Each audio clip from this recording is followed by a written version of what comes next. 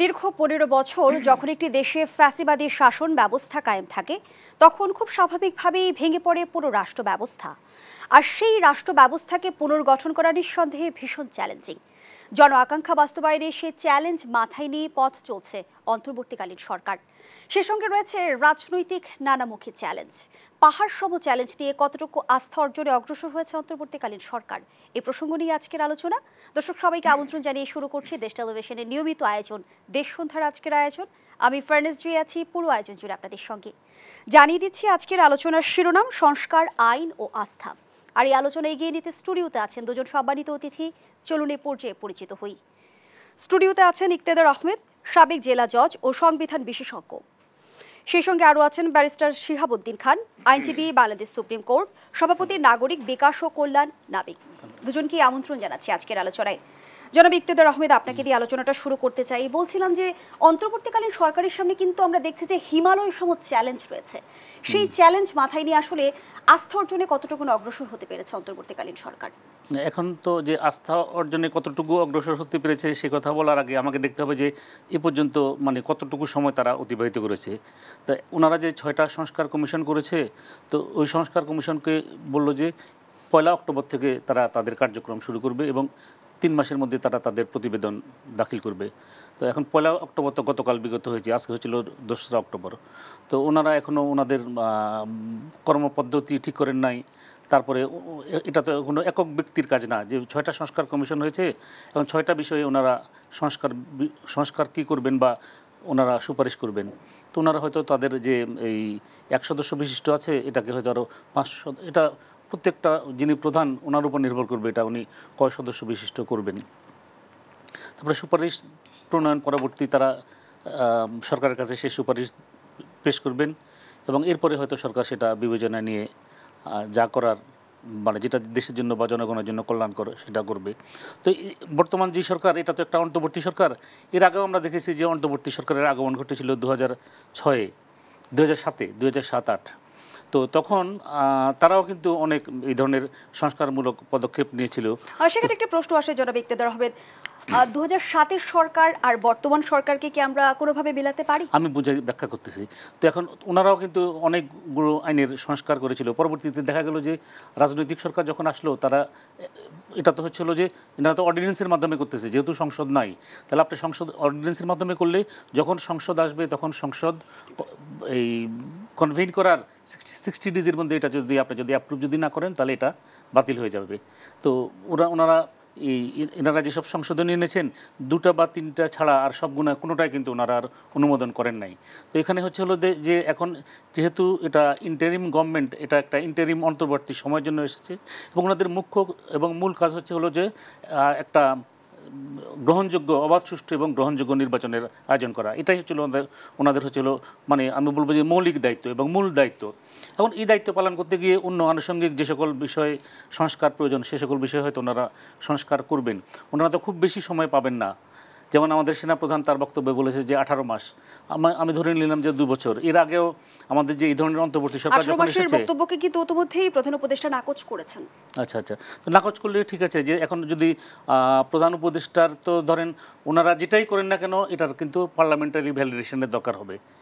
তা সুতরাং ওনারা সংবিধান সংশোধন বলেন বা আইন সংশোধন বলেন, এগুলো যদি এটার যে স্টেক হোল্ডার বা যারা এই দেশে রাজনীতির সাথে সম্পৃক্ত, যারা যে সকল দল রাজনীতি হচ্ছে তাদের হলো মূল যে এই ভিত্তি, তো ওদের সাথে ধরেন যদি ডায়ালগ যদি না করে, ওদের সাথে যদি আলোচনা যদি না করে, এটা তাহলে ওই যে 111 গভর্নমেন্টের মতো যেটা হয়েছিল ওই ধরনের হয়তো একটা পরিবেশ বা পরিস্থিতি হতে পারে। তো আমি বলবো যে আপনি যেটারই সংস্কার করেন, সংস্কার তো এটা হচ্ছে চলমান প্রক্রিয়া। পৃথিবীর সর্বত্র সমাজ গতিশীল সমাজে যদি আইন যদি স্থবির থাকে সেই আইন আকাঙ্ক্ষা বা জনচাহিদা পূরণ করতে পারে না। তো সুতরাং আপনি একটা 5 বছর একটা সরকার থাকলে 5 বছরেই দেখা যাচ্ছে যে 5 বছরের মধ্যেই আইনের সংস্কার বা আইনের পরিবর্তন প্রয়োজন হয়ে পড়ে। তো এটা দায়িত্ব দেওয়া হয়েছে বিভিন্ন ব্যক্তিকে, তারা এটা পরীক্ষা নিরীক্ষা করতেছে, তারা সুপারিশ প্রণয়ন করবে। তারপরে তারা এই যে সরকারের সাথে আলোচনা করবে, স্টেক হোল্ডার যারা আছে তাদের সাথেও আলোচনা করবে। তো আমার কথা হচ্ছে যে যেটাই করো এটা যেন ফলপ্রসূ হয়, এটা যেন ফিউটাইল এক্সারসাইজ যেন না হয়। আমি একটা শ্রম দিলাম, আমি একটা সংস্কারের সুপারিশ করলাম, এই সুপারিশ যেন কার্যকর হয় এবং এটা যেন দেশের বা জনগণের কল্যাণে বা মঙ্গলে আসে। এখন ধরেন আমরা এই অর্ডিন্যান্সের মাধ্যমে অনেকগুলো আইন করলাম বা অনেক সংস্কার যেটা বলা হয়েছে, সংস্কার পরবর্তীতে একটা আপনাকে অর্ডিন্যান্স করতে হবে প্রত্যেক বিষয়ে। যেমন এই যে আপনি এই ডিজিটাল সিকিউরিটি অ্যাক্ট, এখন ওটারে কী করেছে, সাইবার সিকিউরিটি অ্যাক্ট। এখন সাইবার সিকিউরিটি অ্যাক্ট যদি সংশোধন করতে চান তাহলে এটাকে অধ্যাদেশের মাধ্যমে সংশোধন করতে হবে। ওই অধ্যাদেশ নেক্সট পার্লামেন্ট দ্বারা এটাকে অনুমোদন করাতে হবে। অনুমোদন যদি না করে তাহলে হচ্ছিল এই শ্রমটা পণ্ডশ্রম বা এটা বৃদ্ধাশ্রম হয়ে যাবে। ওই জন্যই আমি বলতেছি যে আমি যে এক্সারসাইজই করি না কেন এই এক্সারসাইজটা যেন ফলপ্রসূ হয় এবং গ্রহণযোগ্য হয়। সেজন্য হচ্ছিল স্টেক হোল্ডার যারা বা দেশের যে বিশিষ্ট জন যারা বিশেষজ্ঞ তাদের সাথে মত বিনিময় এবং তাদের পাশাপাশি হচ্ছিল রাজনৈতিক দলসমূহের সাথেও কিন্তু মত বিনিময় করতে হবে। তাহলেই কিন্তু আপনি যে সুপারিশ বলেন বা আইনের সংস্কার বলেন বা আইনের পরিবর্তন বলেন, আইন তো তিনভাবে সংস্কার হয়। একটা হচ্ছিল যে সন্নিবেশনের মাধ্যমে, আর একটা হচ্ছিল প্রতিস্থাপনের মাধ্যমে, আর একটা হচ্ছিল সন্নিবেশন, প্রতিস্থাপন এবং আর হলো বিয়োজন। তিনটা, ইনসারশন, সাবস্টিটিউশন অ্যান্ড ওমিশন। এই তিন পদ্ধতিতে একটা আইন মানে বিদ্যমান আইন যেটা সেটা সংশোধন হতে পারে। এটাই হচ্ছিল মানে এই বিধান। আর এছাড়া আপনি নতুন আইন তো যে কোনো সময় আপনি তো নতুন আইন প্রণয়ন করতেই পারেন, অর্থাৎ পুরাতন আইন বাতিল করে আপনি নতুন আইন প্রণয়ন করতে পারেন। এখন ধরেন যে আমরা যে সংস্কার যেটা বলি, সংস্কার তিনভাবে হয়। এটা হচ্ছিল যে সংশোধন, বিয়োজন এবং সন্নিবেশন, এই তিন মাধ্যমে এই সংস্কারটা হয়। তো এখন যে ওনারা যে সকল আইন নিয়ে কাজ করবেন তোগুলো পরীক্ষা নিরীক্ষা করে বা বিশিষ্টজন যারা আছে সেক্ষেত্রে আপনি জোর দিচ্ছেন যে সংস্কারের উদ্যোগগুলো যেন শেষ পর্যন্ত যে আলোর মুখ দেখে। অবশ্যই ধন্যবাদ জানাচ্ছি জনাব ইকতেদার আহমেদ, ব্যারিস্টার শিহাবুদ্দিন খান। আমরা এমন একটা বিশেষ প্রেক্ষাপটে অন্তর্বর্তীকালীন সরকারকে দায়িত্ব গ্রহণ করতে দেখেছি যখন আসলে রাষ্ট্রের প্রতিটি সাংবিধানিক প্রতিষ্ঠানই বলা হয়ে থাকে যে ক্ষতিগ্রস্ত হয়েছে এবং ভেঙে পড়া রাষ্ট্র ব্যবস্থাকে পুনর্গঠনের একটা চ্যালেঞ্জ নিয়ে অন্তর্বর্তীকালীন সরকার কিন্তু নিজের পথ চলছে। সেই জায়গা থেকে আসলে বর্তমান প্রেক্ষাপটে সংস্কার নাকি নির্বাচন, কোনটি বেশি জরুরি? ধন্যবাদ দেশ টিভিকে আমন্ত্রণ জানানোর জন্য এবং দেশ টিভির সম্মানিত দর্শকদের। খুবই গুরুত্বপূর্ণ প্রশ্ন করেছেন, কেননা আপনি ভূমিকাতেই বলেছেন আসলে যে 16 বছরের দুঃশাসন অপশাসন থেকে আসলে 5ই অগাস্ট যেই ছাত্রগণ অভ্যুত্থানের মাধ্যমে যে নতুন বাংলাদেশের সৃষ্টি হয়েছে, সেখানে কিন্তু এই যে রাষ্ট্র পুনর্গঠন কিংবা সংস্কারের যে দাবিটি, এটা কিন্তু ওই জায়গা থেকেই শুরু হয়েছে যে 16 বছরের যে ভঙ্গুর অবস্থা। অর্থাৎ এমন কোনো প্রতিষ্ঠান নেই, এমন কোনো সাংবিধানিক প্রতিষ্ঠান নেই, এমন কোনো রাষ্ট্রের স্টেক হোল্ডিং প্রতিষ্ঠান নেই যেটিকে আসলে তারা চুরমার করে দিয়ে যায়নি, ইনক্লুডিং আর্থিক ব্যবস্থাপনা সহ। অর্থাৎ সত্যিকার অর্থে কিন্তু আমরা যেই স্বৈরাচারের হাত থেকে দেশকে রক্ষা করেছি, সেই দেশটিকে যদি আবার একটি নর্মালাইজড অবস্থার মধ্যে, স্বাভাবিক অবস্থার মধ্যে, নিয়মতান্ত্রিক অবস্থার মধ্যে যদি নিয়ে না আসতে পারি, তাহলে কিন্তু এই সমগ্র অ্যাচিভমেন্টটা কিন্তু ব্যর্থতায় পর্যবেসিত হতে পারে। একটা সার্টেন টাইমের পরে কিন্তু এই জন আকাঙ্ক্ষাটা জনহতাশায় পরিণত হতে পারে। এই জন্য কিন্তু এটা ইকতিদার স্যার ঠিকই বলেছেন যে অন্তর্বর্তীকালীন সরকারের মৌলিক একটি দায়িত্ব হচ্ছে সুষ্ঠু ব্যবস্থাপনার মধ্যে একটি কার্যকরী নির্বাচন অনুষ্ঠান করা। এটি আপনি জানেন যে আমাদের সংবিধানে যে তত্ত্বাবধায়ক সরকারের বিধান রাখা হয়েছিল, যেটা তৎকালীন সরকার যেটা বাতিল করেছিল, সেটা আপনি জানেন। এটা নিয়ে বিচারপতি খায়রুল হক সহ এই সংশোধনীর মামলাগুলোতে যে ন্যাক্কারজনক ঘটনা আমরা বিচার বিভাগেও দেখেছি। ওই নিয়মতান্ত্রিক সাংবিধানিক তত্ত্বাবধায়ক সরকার কিন্তু একটি নিয়মতান্ত্রিক হ্যান্ডওভারের মধ্যে এসে তারা 3 মাসের মধ্যে একটি নির্বাচন অনুষ্ঠানের দায়িত্বের মধ্যে এবং একই সঙ্গে একটি রাষ্ট্র পরিচালনার যেই নিয়মতান্ত্রিক কিছু দায়িত্ব ওগুলো পালনের দায়িত্ব ছিল। কিন্তু এখন কিন্তু প্রেক্ষাপটটি একটু ভিন্ন। এখন কিন্তু সাংবিধানিকভাবে তত্ত্বাবধায়ক সরকারের বিধান নেই, একটি আমরা ডক্ট্রিন অফ নেসেসিটি বলি অথবা ইনএভিটেবল সার্কামস্ট্যান্স বলি। ডক্টর মোহাম্মদ ইউনূসের নেতৃত্বাধীন এই সরকার গঠন হয়েছে। দেখেন, ওনারা যদি এই মুহূর্তে শুধুমাত্র নির্বাচনের দিকে ফোকাস করেন, আমাদের রাজনীতি কিন্তু পুতপবিত্র হয়ে যায় নাই। রাজনীতিতে কিন্তু দুর্বৃত্তায়ন কিন্তু রন্ধ্রে রন্ধ্রে। আপনি যেই প্রতিষ্ঠানগুলোর কথা বলছিলাম, যেখানে দুর্নীতি অপশাসনের মাধ্যমে, নিয়মের লঙ্ঘনের মাধ্যমে যে সমগ্র দেশবাসীকে যে জিম্মি করে ফেলা হয়েছিল, যে একটি মাফিয়ার স্বর্গরাজ্য তৈরি করা হয়েছিল, সেটির কিন্তু আমি কোনো রাজনৈতিক দলের নাম উল্লেখ করছি না, সেটা কারণ আমরা জানি না নির্বাচনে জনগণ কাদেরকে ক্ষমতায় আনবেন, কিন্তু এই ব্যবস্থাপনার যদি পরিবর্তন না হয়, সত্যিকার অর্থে সংস্কার না হয়, তাহলে কিন্তু আবার একই দিকে ব্যাক করার বা একেবারে শেখ হাসিনার মতো স্বৈরাচারী চরিত্র না হলেও কাছাকাছি স্বৈরাচারী চরিত্রের অথবা কাছাকাছি চরিত্রের সরকার আসলেও কিন্তু জন আকাঙ্ক্ষার প্রতিফলন ঘটবে না। সেই ক্ষেত্রে আপনার যে প্রশ্ন সেটি হচ্ছে পুনর্গঠন, সংস্কার নাকি নির্বাচন। ডেফিনেটলি এই অন্তর্বর্তীকালীন সরকারের কিছু লিমিটেশনস আছে সংস্কারের ক্ষেত্রে, পুনর্গঠনের ক্ষেত্রে সেগুলোর কিছু আইনি বিশ্লেষণ দিয়েছেন। কারণ আপনি জানেন আজকে এই যে আইন সংস্কারের কথা আমরা বলছি, অর্ডিন্যান্সের মাধ্যমে আইন পরিবর্তন করা আর রেগুলার প্রসেসে সংসদে একটি আইন পরিবর্তন অথবা নতুন আইন প্রবর্তন করার মধ্যে কিন্তু ফান্ডামেন্টালি ব্যাপক ডিফারেন্স আছে। এই যে অর্ডিন্যান্সের মাধ্যমে কিন্তু এটার যে যাচাই বাছাই প্রক্রিয়াগুলো, অর্ডিন্যান্সে কিন্তু আর্জেন্সিটাকে অ্যাড্রেস করা হয়, কিন্তু একটি আইনের যে ওয়েলফেয়ার, আইনের যে সামগ্রিক আসপেক্ট কিন্তু ওই সংসদীয় ব্যবস্থায় যেভাবে আইন প্রবর্তন হয় ওখানে কিন্তু এখানে অ্যাবসেন্ট থাকার সুযোগ থাকে। এই জন্য কিন্তু এই সংস্কার পুনর্গঠন যেটাই এই সরকার করেন, ওনারা কিন্তু এই যে ছাত্র গণ অভ্যুত্থানের মধ্যে এই স্বৈরাচার সরকার বা তাদের দোসর ব্যতীত যেই সমস্ত রাজনৈতিক দল স্টেক হোল্ডার সংযুক্ত ছিলেন, যারা এখানে জীবন দিয়েছেন, তারা ঝুঁকি নিয়েছেন, যারা জীবনের মায়া ত্যাগ করে স্বৈরাচার মুক্ত করার চেষ্টা করেছেন, এই প্রতিটি রাজনৈতিক স্টেক হোল্ডারদেরকে কিন্তু ঐক্যমত্যের মধ্যে নিয়ে এসে যে কোনো বিষয়ের সংস্কারে হাত দেওয়া উচিত। আরেকটি জিনিস মনে রাখতে হবে, এই যে অন্তর্বর্তীকালীন সরকার, তাদের কিন্তু নেচার অ্যান্ড ক্যারেক্টারটা কিন্তু পলিটিক্যাল না। আপনারা অনেকেই অনেক নামে এই সরকারকে ডাকেন, সেগুলোর হয়তো বা আউট অফ ফান অনেকে করতে পারেন, কিন্তু একটি সরকার পরিচালনার জন্য, নীতি নির্ধারণী জায়গায় সংস্কার পুনর্গঠনের জন্য কিন্তু আসলে রাজনৈতিক একটি অনুশীলন, প্রজ্ঞার প্রয়োজন রয়েছে।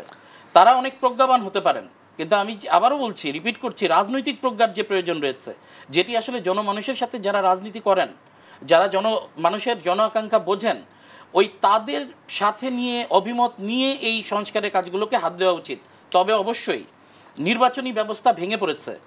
নির্বাচনী যে আমাদের যে নির্বাচন কমিশন সংক্রান্ত একটি কমিশন করা হয়েছে, যদিও এটা আমার সাথে আমি একটু মানে দ্বিমত আছি, এই জন্য যে আলাদা কমিশন করে স্ট্রাকচার ফর্ম করে কাজ শুরু করতে যে সময়ের অপচয়, একই সাথে আর্থিক যে ব্যয়ের বিষয়ে জড়িত আছে, সার্চ কমিটির একটা ব্যাপার ছিল, অনেক বিষয় আছে। তার চাইতে কিন্তু এখানে যদি রাজনৈতিক দলগুলোর ঐক্যমত্য আনতে পারতেন, যদি ওই ধরনের একজন যোগ্য ব্যক্তিকে নির্বাচন কমিশনার নিযুক্ত করে ওই প্রক্রিয়ার মধ্যে দিয়েও যদি নির্বাচনী ব্যবস্থার একটি সংস্কার আনতে চাইতেন, আমার মনে হয় যে স্বতন্ত্র একটি কমিশন, সেটার যে জনবল, সেটার আবার আনুষ্ঠানিক কার্যক্রম, অফিসিয়াল দাপ্তরিক কার্যক্রম, এই ঝামেলাগুলোর থেকে বোধহয় মুক্ত থাকার একটি সুযোগ থাকতো। হোয়াট এভার, আমি মনে করি যে অন্তর্বর্তীকালীন সরকার যেই কমিশনগুলো ভালো উদ্দেশ্যেই করেছেন, এগুলো না করে নির্বাচনের দিকে গেলেও আমাদের কিন্তু জন আকাঙ্ক্ষার, ওই যে বললাম, জন হতাশায় রূপান্তরের কিছু সম্ভাবনা আছে। এটা যাতে টেকসই সংস্কার হয়, টেকসই পুনর্গঠন হয়, যেটা একটু আগে সম্মানিত আলোচক বলেছেন, সংস্কারের কথা আপনি বলছিলেন ব্যারিস্টার শিহাবুদ্দিন খান, যেমনটা আসলে আইনগতভাবে সিদ্ধ থাকে। ইকতেদার আহমেদও কিন্তু বলেছে যে 11 সরকারও অনেকগুলো উদ্যোগ নিয়েছিল, যেটা আসলে পরবর্তীতে নির্বাচিত সরকার এসে সেটা কন্টিনিউ করেনি।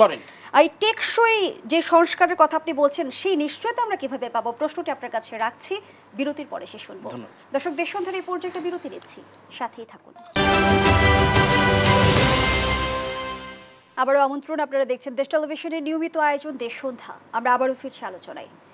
জনাব ইকতেদার আহমেদ, আমরা দেখলাম যে অন্তর্বর্তীকালীন সরকারকে ইতিমধ্যে নানা ধরনের চ্যালেঞ্জের মধ্য দিয়ে যেতে হচ্ছে, কিন্তু ষড়যন্ত্র কিন্তু থেমে নেই। আমরা প্রথমে শুনেছিলাম জুডিশিয়াল কুর কথা, এরপর আমরা শুনলাম সেক্রেটারিয়েট কু, এবার শোনা যাচ্ছে অ্যাডমিনিস্ট্রেটিভ কু। নেপথ্যে কারা? নেপথ্যে তো ধরেন আপনার পৃথিবীর সব দেশেই তো পক্ষ বিপক্ষ থাকে। এখন যারা বিপক্ষ বা এতদিন যারা হচ্ছিল সুযোগ সুবিধা ভোগ করেছে, তো এখন তারা মনে করতেছে যে বর্তমান যারা ক্ষমতায় আসীন হয়েছেন বা বর্তমানে যারা রাষ্ট্র ক্ষমতা চালাচ্ছেন ওনারা যদি কন্টিনিউ করে তাহলে তাদের হয়তো স্বার্থের হানি ঘটবে। তো এই জন্য তারা হয়তো সর্বতভাবে চেষ্টা করতেছে এবং পৃথিবীর যে কোনো দেশে হয়েছে বিপ্লব পরবর্তী একটা প্রতি বিপ্লবের সম্ভাবনা থাকে। তো আমাদের দেশেও তারা বিভিন্নভাবে চেষ্টা করেছে এই ধরনের প্রতি বিপ্লব ঘটানোর জন্য। আপনি যেটা বলেছেন বিভিন্ন মাধ্যমে তারা চেষ্টা করেছে, আনসার দিয়ে চেষ্টা করেছে, তারপরে হলো যে এই যে সরকারের যে বিভিন্ন বিভাগের যে কর্মকর্তা কর্মচারী আছে তাদেরকে দিয়ে চেষ্টা করেছে, পুলিশের একটা অংশকে দিয়ে চেষ্টা করেছে, শ্রমিকদেরকে দিয়ে চেষ্টা করানো হচ্ছে। তো এটা হয়তো তারা চেষ্টা করে যাবে এবং এখন রাষ্ট্র ক্ষমতায় যারা আসীন আছেন তাদেরকে তো এই সকল চ্যালেঞ্জ মোকাবেলা করেই তাদেরকে তাদের রাষ্ট্রের শাসনকার্য পরিচালনা করতে হবে। এটা আমাদের দেশ না, পৃথিবীর অন্যান্য দেশেও আমরা দেখেছি যে বিপ্লবোত্তর প্রতি বিপ্লব হয়েছে। এখন মুখ্য বিষয় হলো যে জনচাওয়া বা জন আকাঙ্ক্ষা কী। এখন আমাদের যে এই পঞ্চদশ সংশোধনী যে সংবিধানে আনা হলো, পঞ্চদশ সংশোধনী পরবর্তী সংবিধানের যে বর্তমান অবস্থান এবং চতুর্থ সংশোধনী পরবর্তী সংবিধানের যে অবস্থান ছিল একই অবস্থান কিন্তু, অর্থাৎ তারা এই যে এই দুইটা চতুর্থ সংশোধনীর মাধ্যমে এবং পঞ্চদশ সংশোধনীর মাধ্যমে সংবিধানটাকে একটা একদলীয় শাসন ব্যবস্থা চিরস্থায়ী করার একটা হাতিয়ারে পরিণত করেছিল। এখন আপনি হচ্ছিল পৃথিবীর প্রত্যেকটি দেশে সরকার, যে সকল দেশে গণতন্ত্র আছে, সরকার পরিবর্তনের হচ্ছিল আপনার মাধ্যম কি নির্বাচন, অবাধ সুষ্ঠু এবং গ্রহণযোগ্য নির্বাচন। কিন্তু আমরা দেখলাম যে আমাদের চতুর্থ সংশোধনী পরবর্তী এবং পরবর্তীতে দেখলাম যে আমরা এই পঞ্চদশ সংশোধনী পরবর্তী তারা যে সুষ্ঠু নির্বাচনের পথ রুদ্ধ করে দিয়েছে। এবং আপনি যদি বাংলাদেশের নির্বাচনী ইতিহাস যদি আপনি পর্যালোচনা করেন তাহলে দেখা যাচ্ছে যে যখনই বাংলাদেশে ক্ষমতাসীন দলীয় সরকারের অধীন নির্বাচন অনুষ্ঠিত হয়েছে দেখা গিয়েছে যে বিরোধী দলের জয়ের কোনো সম্ভাবনা নাই বা ছিল না এবং বিরোধী দল জয়ী হতে পারে নাই। তো এখন দেখেন দলীয় সরকার হিসেবে বাংলাদেশে আওয়ামী লীগ ছিল, দলীয় সরকার হিসেবে জাতীয় পার্টি ছিল এবং দলীয় সরকার হিসেবে বিএনপি ছিল। এই তিনটি দল দলীয় সরকার হিসেবে যখনই নির্বাচন পরিচালনা করেছে তখন তারা ছাড়া অন্য কেউ কিন্তু নির্বাচনে জয়ী হতে পারে নাই। সুতরাং এই যে বাংলাদেশে যে এই যে একটা যে এই যে রাজনৈতিক বিতর্ক যে দলীয় সরকারের অধীনে নির্বাচন সুষ্ঠু হয় না, ওটা নিরসনের জন্যই তো এখানে এই নির্দলীয় তত্ত্বাবধায়ক সরকারের আগমন ঘটেছিল এবং সেটা হচ্ছিল সংবিধানের ত্রয়োদশ সংশোধনীর মাধ্যমে। এখন এটা তো ঐক্যমতের ভিত্তিতে হলো, পরবর্তীতে দেখা গেল যে আওয়ামী লীগ তারা হচ্ছিল একতরফাভাবে এবং তাদের যেহেতু একক সংখ্যাগরিষ্ঠতা ছিল তারা এই নির্দলীয় তত্ত্বাবধায়ক সরকার ব্যবস্থা তারা বাতিল করলো। আপনি দেখেন এখন তারা নির্দলীয় তত্ত্বাবধায়ক সরকার ব্যবস্থা বাতিল করলো, অথচ যেই এই সেনা সমর্থিত তত্ত্বাবধায়ক সরকারের মাধ্যমে তাদের রাষ্ট্র ক্ষমতায় আগমন বা রাষ্ট্রীয় ক্ষমতা দখল, সেই সরকারটাকে তারা বৈধতা দেয় নাই।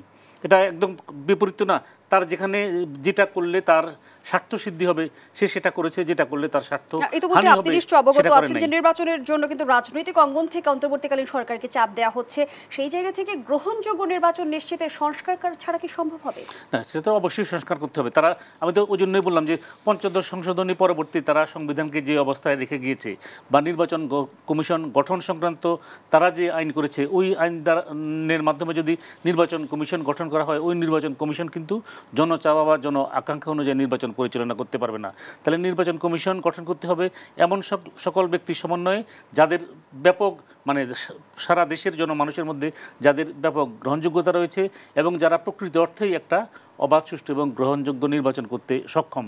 তো ওই ধরনের ব্যক্তি বাংলাদেশে আছে এবং এর আগেও আমরা দেখেছি যে এই ধরনের ব্যক্তি নির্দলীয় তত্ত্বাবধায়ক সরকারের সময় নির্বাচন কমিশন, প্রধান নির্বাচন কমিশনার বা নির্বাচন কমিশনার পদে আসীন হয়ে সঠিকভাবে তাদের দায়িত্ব পালন করতে পেরেছে। এখন যারা রাষ্ট্র ক্ষমতায় আসীন এটা হচ্ছে তো তাদের দায়িত্ব এই লোকদেরকে খুঁজে বাইর করা। আমি সবসময় একটা কথা বলি যে বাংলাদেশে কিন্তু প্রচুর খারাপ লোক যেমন আছে, বাংলাদেশে প্রচুর ভালো লোকও আছে, কিন্তু এটা তো আপনার দায়িত্ব হচ্ছিল ভালো লোক যারা তাদেরকে খুঁজে বের করে তাদেরকে ওই জায়গায় যে জায়গায় বসালে তারা দেশের জন্য মানুষের জন্য কাজ করতে পারবে সেখানে আপনি বসান। বিগত সরকার তারা 15 বছর ব্যাপী ক্ষমতায় ছিল এবং তারা তাদের ক্ষমতাসীন থাকা অবস্থায় প্রত্যেক জায়গায় তারা আমরা দেখেছি যে এমন ব্যক্তিকে তারা পছন্দ করেছে বা এমন ব্যক্তিকে তারা শীর্ষ পদে বসিয়েছে যে ব্যক্তি তাদের কথা মতো চলবে। এটা অনেকটা আপনি দলীয় নিয়োগই বলতে পারেন। এবং ইভেন যে একটা দেশের যদি বিচার বিভাগ এবং একটা দেশের প্রেস এই দুটা প্রতিষ্ঠান যদি ঠিক থাকে ওই দেশ তাহলে কিন্তু ঠিক ট্র্যাকে থাকে। তো আমাদের দেশের বিচার বিভাগও ঠিক নাই, আমাদের প্রেসও কখনো কিন্তু ঠিক ছিল না। তো এখন আপনি বিচার বিভাগ দেখেন, আমাদের বিচার বিভাগে যারা বিচারক তাদেরকে তারা এই সংবাদ মাধ্যমে বা তাদের যে দলীয় যে এই দলীয় ফোরামে বক্তব্য রাখতে গিয়ে তারা বলেছে যে আমরা হলো শপথধারী রাজনীতিবিদ। তারা নিজেরাই তারা ব্যক্ত করতেছে যে তারা শপথধারী রাজনীতিবিদ। একজন বিচারক যদি মানে উচ্চ আদালতের বিচারক, উচ্চ আদালতের প্রধান বিচারপতি সহ উচ্চ আদালতের বিচারক যদি শপথধারী রাজনীতিবিদ হয়, তাহলে তার কাছে তো আপনি যেই রাজনৈতিক দল কর্তৃক তিনি নিয়োগপ্রাপ্ত ওই রাজনৈতিক দলের স্বার্থ ব্যতীত দেশের জনগণের কোনো স্বার্থ তো তার কাছে গৌণ। তার কাছে মুখ্য তো যারা আমাকে বিচারক পদে নিয়োগ দিয়েছে বা যারা আমাকে প্রধান বিচারপতি বানিয়েছে তারা কি চায়, তাদের চাওয়া মতো আমি কাজ করব এবং তারা যেটা বলবে সেটা করব, তারা যেটা করতে বলবে না সেটা আমি করব না। ধন্যবাদ জানাচ্ছি জনাব ইকতেদার আহমেদ। ব্যারিস্টার শিহাবুদ্দিন খান, বিচার ব্যবস্থা থেকে শুরু করে প্রশাসন সব ক্ষেত্রেই আমরা দেখেছি দলীয়করণ, সেই জায়গা থেকে আমরা টেকসই সংস্কারের কথা বলছিলাম, সেই নিশ্চয়তা আসলে কোন প্রক্রিয়ায় নিশ্চিত করা সম্ভব? এটা নিয়ে আসলে তো ভিন্ন আলাপ আলোচনা, বিস্তৃত আলোচনা হতে পারে। আমি ব্যক্তিগতভাবে 3টা জায়গাকে একটু হাইলাইট করতে চাচ্ছি। টেকসই সংস্কার বা আমরা মজবুত সংস্কার, যেটা আমরা সামনের দিনে বিগত সময়ের যে ভোগান্তি সেটা যাতে আমাদের ফেস করতে না হয়। আমি প্রথমে এই জায়গায় এমফাসাইজ দিব রাজনৈতিক দল এবং রাজনৈতিক দলগুলোর যে রাজনৈতিক চর্চা, সেখানে পজিটিভ কমিটমেন্ট আনতে হবে। আপনি কিন্তু রাজনৈতিক দলগুলোর যেই প্রথাগত আচরণ এবং রাজনৈতিক দলগুলোর মধ্যে আমরা যেই জায়গাগুলোতে দেখি তারা ডমিনেট করতে চায়, এটা আর্থিক জায়গায় হোক বা গুরুত্বপূর্ণ কি পয়েন্টস হোক, অথবা ওই যে আমাদের দেশে যে একটি প্রচলিত কনসেপ্ট আছে যেটার হিস্টোরিক্যাল কিছু ব্যাকগ্রাউন্ড আছে, সেটি হচ্ছে আমাদের দেশে যারা নির্বাচনে জেতেন আসলে তারাই সব কিছু জয় করেন, উইনার টেকস অল।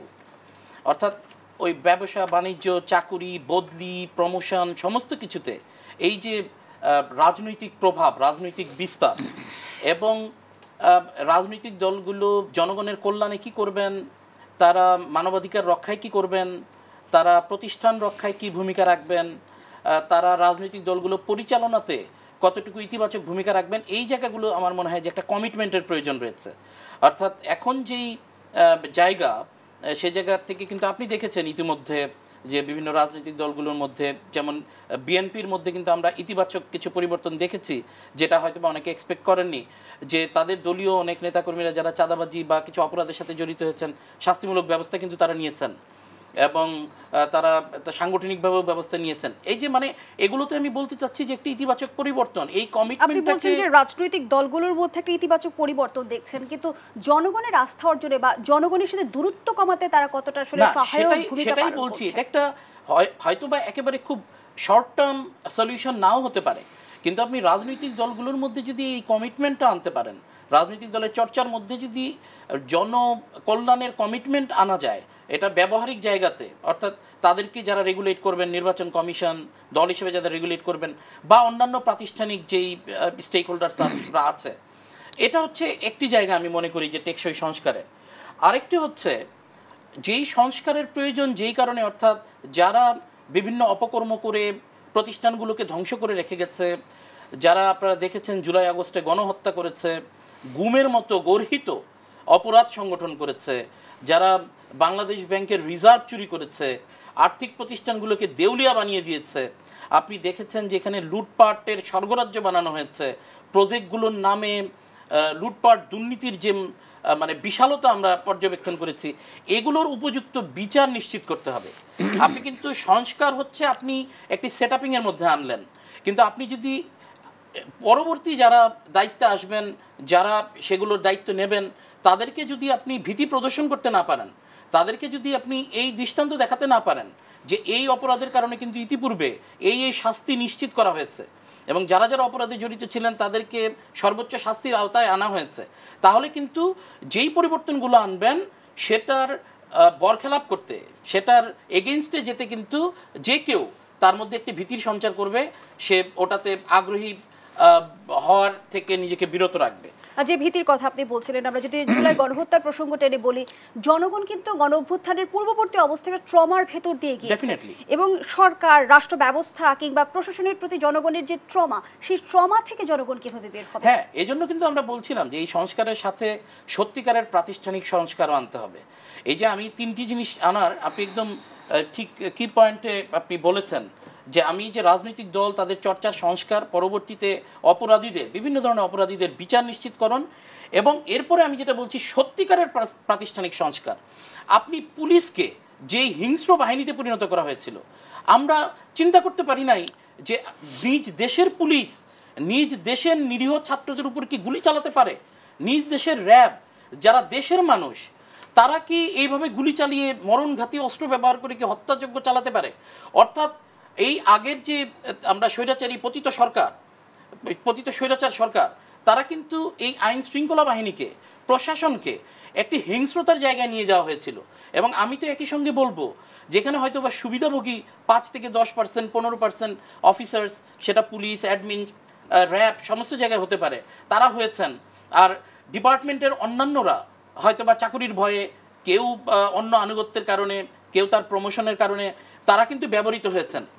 এখন আমরা যদি এই পুলিশ বাহিনীর সত্যিকার সংস্কার করতে না পারি, পৃথিবীব্যাপী পুলিশ হচ্ছে মানুষের আস্থার জায়গা, এটি সেবামূলক প্রতিষ্ঠানের অগ্রভাগে হচ্ছে পুলিশ। অর্থাৎ মানুষের যে কোনো অসুবিধায় কিন্তু সে কোথায় যাবে। কিন্তু আপনি একটু স্মৃতি মনে করুন যে আমরা নিজেদের প্রয়োজনেও কোনো ঝামেলায় কিন্তু পুলিশ স্টেশনের দ্বারস্থ হতে কিন্তু আমরা ভয় পেয়েছি। আমরা কিন্তু চিন্তা করেছি যে ওইখানে গিয়ে আবার কোন ভোগান্তির শিকার হতে হয়। আমি হয়তো বা একটা ঝামেলার মধ্যে আছি, হয়তো বা দ্বিতীয় আরেকটা ঝামেলার মধ্যে আমাকে ফেলে দিতে পারে। বর্তমান প্রেক্ষাপট বিবেচনা আমরা বলতেই পারি যে প্রশাসনিক কাঠামোতে আমাদের আমূল পরিবর্তন, এবং সেই পরিবর্তন কিংবা সংস্কারের ক্ষেত্রে আমরা কাদের প্রতি আস্থা রাখবো? অন্তর্বর্তীকালীন সরকার নাকি পরবর্তী নির্বাচিত সরকার? প্রশ্নটি আপনার কাছে থাকছে। আবারও বিরতির সময় হয়েছে। প্রস্তুতি সন্ধ্যার এই পর্যায়ে আবারও বিরতিতে যাচ্ছি, সাথেই থাকুন।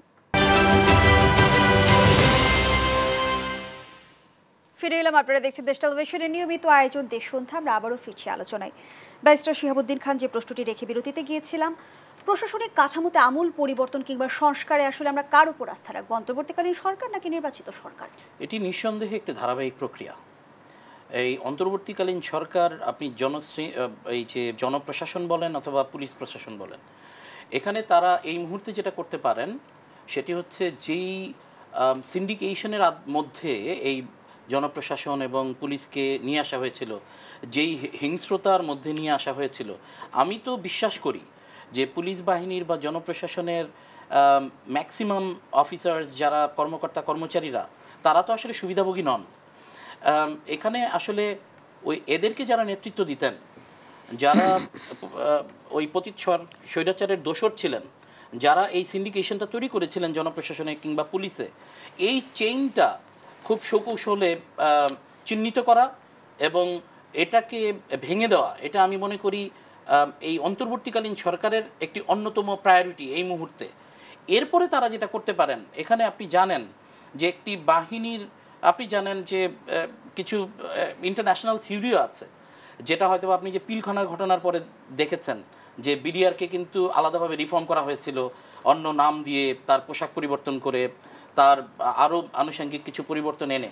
যাই হোক, পিলখানার ঘটনার প্রেক্ষাপটটা ভিন্ন ছিল, কিন্তু আমি বলছি যখন কোনো একটা রেভলিউশনারি বা একটা বৈপ্লবিক পরিবর্তন আসে, তখন কিন্তু এই ধরনের বাহিনীর মধ্যে আপনি তাদের মধ্যে যে সেবামূলক মনোভাবকে ফিরিয়ে আনা এবং তাদের মধ্যে সর্বোচ্চ পর্যায়ের প্রফেশনালিজম ফিরিয়ে আনার যেই প্রায়োগিক জায়গাগুলো, স্ট্রাকচারাল জায়গাগুলো, তখন এগুলো প্রাতিষ্ঠানিক সেটআপের দিকে মনোযোগ দিতে হবে। তবে এটা এই অন্তর্বর্তীকালীন সরকার কিন্তু পুরোপুরি করে যেতে পারবেন না। তাদের যে এই বিষয়টা আমি মনে করি নিশ্চিত করতে হবে প্রাতিষ্ঠানিকভাবে, সেটি হচ্ছে এই যে দলীয় আনুগত্য, দলীয় আজ্ঞাবহ অথবা দলীয় তল্পি বাহক হয়ে এই যে যারা বিভিন্ন বাহিনীর কি পয়েন্টে যারা এই যে অর্ডার দেওয়ার মতো জায়গায় যারা গিয়ে বসেন বা ব্লেসিং নিয়ে বসেন, যারা যাদের হাতে প্রমোশন, যাদের হাতে বদলি, যাদের হাতে অন্যান্য ফেসিলিটিসগুলো দেয়া থাকে, এই অবারিত যে সুযোগটা স্বৈরাচারের সরকারের সময় ছিল, এটাকে একদম কার্টেইল করার, এটি আমি মনে করি যে আমাদের দেশে আগেও যারা রিটায়ার্ড পুলিশ অফিসার্স আছেন, অলরেডি কিন্তু পুলিশ কমিশনের জন্য আমি যতটুকু খোঁজ নিয়েছি সরফরাজ খান সাহেব উনি যোগ্য মানুষ। এ ধরনের আরও যারা এক্সপার্ট আছেন তাদেরকে নিয়ে কিভাবে এই প্রাতিষ্ঠানিক ফ্রেমওয়ার্কটা করা যায় এবং পরবর্তীতে যে সরকার আসবেন তারা সেটাকে মেনে নেওয়ার জন্য কিভাবে বাধ্য থাকবেন, অর্থাৎ ওটাকে যেই আইনি রূপটা দেওয়ার যে বিষয় সেটি আমার মনে হয় যে অন্তর্বর্তীকালীন সরকারের প্রায়োরিটি দিয়ে নিশ্চিত করে যাওয়া উচিত। এবং এর ধারাবাহিকতায় পরবর্তী সরকারগুলো কিন্তু যেই পরবর্তী সরকার আসবেন তাদেরকে সেটা অ্যাডহেয়ার করে নেওয়া যাওয়া উচিত। আমি ওই জায়গায় আবার আসব যে আপনার যদি স্বভাবের পরিবর্তন না হয় তাহলে কিন্তু আপনি আবার রাজনৈতিক কারণে কিন্তু পুলিশকে ব্যবহারের চেষ্টা করবেন, আবার এর মধ্যে কিন্তু রাজনৈতিক বলয় তৈরি করবেন। আপনার ছাত্র সংগঠনের লোক, আপনার বিশ্বস্ত লোক, আপনার এলাকার মানুষ, এই যে বলয় আস্তে আস্তে তৈরি করে কিন্তু আবার একটা স্বৈরাচারী পেরিফেরি তৈরি হতে পারে। এই জন্য এটা সুপরিকল্পিত এবং কৌশল সম্পন্ন স্ট্রাকচারাল সংস্কার প্রয়োজন, যেখান থেকে আসলে প্রফেশনালিজমকে প্রায়োরিটি দেওয়া হবে, যোগ্যতাকে প্রায়োরিটি দেওয়া হবে এবং বাহিনী তার যেই আইন কানুন আছে তার মধ্যে সেবামূলক মনোভাব নিয়ে তারা কাজ করবেন।